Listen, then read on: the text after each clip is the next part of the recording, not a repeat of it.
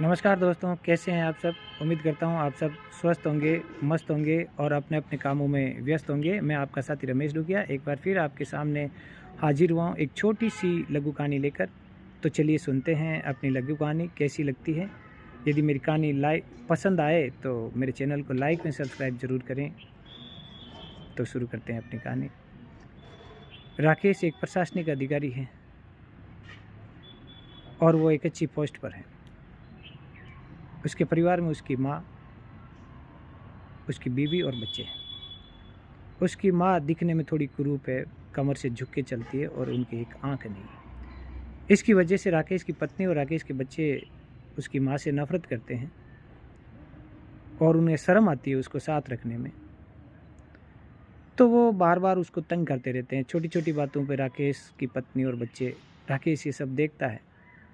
राकेश अपनी माँ से बहुत प्यार करता है, लेकिन वो मजबूर है कि करे तो क्या करें। यदि वो अपने बीवी बच्चों को कुछ कहेगा तो ये इसकी बात मानेंगे नहीं, उसको पता है विरोध करेंगे और घर में कलह होगी। तो वो घरे शांति के लिए चुप रहता है। एक दिन राकेश के बेटे के दोस्त आने वाले हैं, तो वो अपनी दादी से कहता है, दादी आप मेरे कमरे से दूसरे कमरे में चले जाओ। मेरे दोस्त आएंगे, वो आपको देखेंगे और मेरा बाद में मजाक उड़ाएंगे, मेरी हंसी उड़ाएंगे। तो दादी कहती है ठीक है बेटा। इतने में उसकी राकेश की पत्नी भी कहती है कि आपको समझ नहीं आता बच्चा क्या कह रहा है, आप अंदर चले जाओ। और माँ अंदर चली जाती है। एक दिन राकेश की पत्नी राकेश से कहती है, आज तो हद ही हो गई, कलेक्टर साहब आए थे और मुझे बहुत शर्म आई माँ जी को उनको दिखाकर। मैंने तो सच पूछो तो उनको बता दिया कि ये हमारे दूर के रिश्तेदार हैं और यहाँ शहर में इलाज कराने के लिए आई है। मैंने ये नहीं कहा कि ये मेरी सांस है। राकेश के अंदर से रो पड़ा कि आज मेरी बीवी को मेरी माँ का परिचय दिलवाते हुए भी शर्म आती है, लेकिन क्या करें। उसकी बीवी एक बड़े घर की बेटी थी। जब वो प्रशासनिक पोस्ट पे आया तो अच्छे अच्छे रिश्ते आने लगे और एक बड़े घर की बेटी से उसकी शादी हो गई थी। तो अब वो उसके परिवार वालों से भी दब के रहता था, करे तो क्या करे। माँ उसकी भावना को समझ जाती है और वो कहती है, बेटा मुझे तो है ना मेरे मायके छोड़ा काफ़ी दिन हो गए हैं, मैं वहाँ गई नहीं। यदि एक बार जाऊँगी ना तो वह हवा पानी बदल जाएंगे और मुझे भी अच्छा लगेगा। तो राकेश कहता है, माँ तुम वहाँ किसके साथ रहोगी। राकेश को पता है गांव में माँ की देखभाल करने वाला कोई नहीं है, लेकिन माँ जिद करती है और पीछे से बीवी कहती है, हाँ माँ जी कह रहे हैं ना, माँ जी का मन नहीं लग रहा था, आप छोड़ाओ उसको, क्यों जिद कर रहे हो यहाँ रखने की। राकेश मजबूर होकर माँ को मायके में छोड़ आता है, लेकिन राकेश को सब पता है कि मायके में भी माँ की कोई देखभाल करने वाला नहीं है, माँ की क्या दुर्गति होगी। लेकिन राकेश सामाजिकता से बंधा हुआ, अपने पद से बंधा हुआ, अपनी घर की मजबूरियों से बंधा हुआ व्यक्ति है, जो चुपचाप सब कुछ देखता है लेकिन कुछ कह नहीं पाता। और एक दिन राकेश के फ़ोन आता है उसके चाचा का, जो अमेरिका में डॉक्टर हैं, कि बेटा मैं आ रहा हूँ, भारत आ रहा हूँ। तो सब खुश होते हैं क्योंकि राकेश के चाचा राकेश की शादी में आए थे। उसके बाद 15-16 साल हो गए वो नहीं आए, तो वो आ रहे थे, सब खुश थे। बहू भी बहुत खुश थी क्योंकि अमेरिका वाले चाचा थे, कुछ न कुछ तो गिफ्ट लाएंगे ही।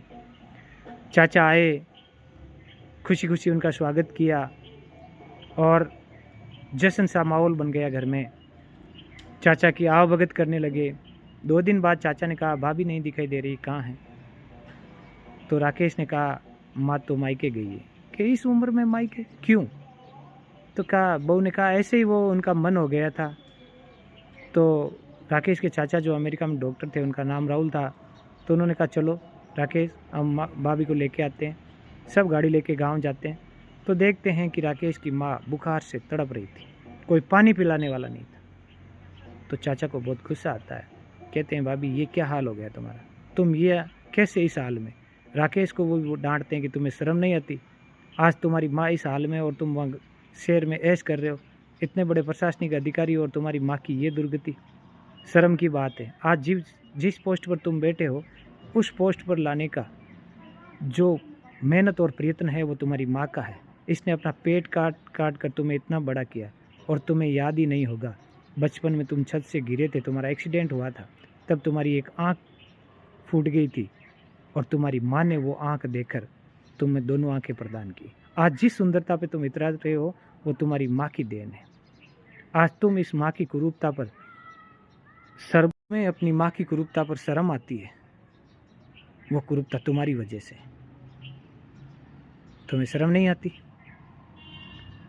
तो राकेश बड़े शर्मिंदा होते हैं, और जब उनको ये पता चलता है कि आज जो मैं कुछ देख रहा हूँ और मेरी माँ एक आँख से है, वो एक आँख मेरी वजह से, राकेश इतना लज्जित होता है कि ज़मीन फटे तो वो ज़मीन में समा जाए। इतने में राकेश के चाचा कहते हैं, भाभी मैं अब तुम्हें यहाँ नहीं छोड़ूंगा, तुम मेरे साथ अमेरिका चलोगी और वहीं रहोगी।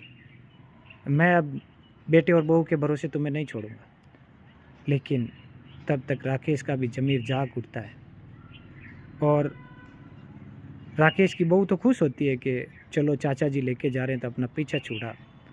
वो कहती है ठीक है, लेकिन तब तक राकेश अपनी बहू को डांटता है और कहता है माँ कहीं नहीं जाएगी, माँ मेरे साथ रहेगी, और अब मैं समाज और अपने परिवार वालों से नहीं डरूंगा। मैं अपने इस समाज और अपने परिवार वालों से डर कर अपनी माँ को और दुख नहीं दे सकता। और राकेश अपनी माँ को अपने घर ले आता है, और फिर वो अपनी माँ को बड़े इज्जत से रखता है। तो साथियों, मेरी कहानी कैसी लगी? यदि मेरी कहानी अच्छी लगी है तो लाइक व सब्सक्राइब ज़रूर करें, और ये भी ध्यान रखें, माँ माँ होती है, चाहे कुरूप हो चाहे सुंदर हो। माँ के लिए उसकी औलाद सबसे बढ़कर सुंदर होती है, और हमें भी अपनी माँ को और अपने पिता को सबसे सुंदर मानकर चलना चाहिए। ये याद रख के चलना चाहिए कि आज हम जो जीवन जी रहे हैं वो जीवन हमारे माता पिता की देन है, और इनसे बढ़कर हमारा हितैषी भी कोई नहीं है। हो सकते हैं हमारे माता पिता अनपढ़ हो सकते हैं हमारे माता पिता कुरूप हो सकते हैं हमारे माता पिता भोले हो, लेकिन कैसे भी हो अपनी औलाद के लिए पूजनीय हैं, और उन्होंने कभी भी अपनी औलाद का बुरा नहीं चाहा। भोले, नासमझ, अनपढ़, कुरूप, चाहे जैसे हो, उन्होंने अपना सर्वश्रेष्ठ अपनी औलाद के लिए देने की कोशिश की है। जितना हो सकता है उससे बढ़कर किया है। तो कभी भी साथियों अपने माता पिता का दिल नहीं दुखाएं, और कभी भी उनकी आंखों में आंसू न आने पाए, ये ज़रूर ध्यान रखें। नमस्कार।